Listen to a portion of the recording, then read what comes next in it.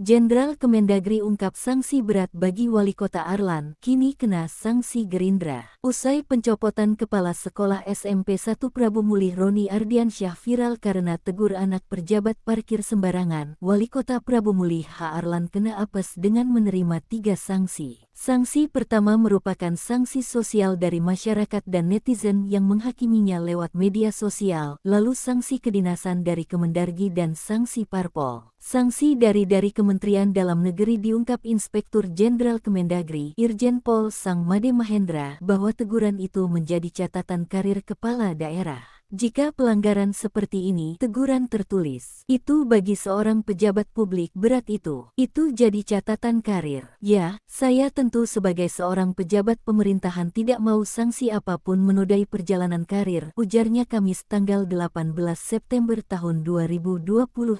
Arlan sebelumnya mendapat sorotan usai mencopot Kepala Sekolah Roni Ardiansyah. Kemendagri mengambil alih kasus itu meskipun biasanya ditangani secara berjenjang sebagai upaya mitigasi. Ini dalam rangka mitigasi, ujarnya. Sanksi ini, kata Mahendra, menjadi contoh bagi kepala daerah agar melaksanakan tugasnya sesuai dengan ketentuan perundang-undangan. Sementara itu, soal sanksi dari parpol diakui oleh Arlan. Ia mengatakan telah mendapat teguran dari pimpinan Partai Gerindra buntut polemik pencopotan Kepala SMPN 1. Teguran itu, kata Arlan, disampaikan oleh Ketua Dewan Pimpinan Daerah atau DPD Gerindra Sumatera Selatan. Arlan menyebut Gerindra juga akan memberinya sanksi atas kegaduhan yang ia buat. Namun, sanksi itu baru akan diberikan selepas Kementerian Dalam Negeri memberikan penilaian. Diketahui, Arlan sudah meminta maaf kepada warga Kota Prabu Mulih, Sumsel dan Indonesia serta mendatangi Roni Ardiansyah untuk meminta maaf langsung.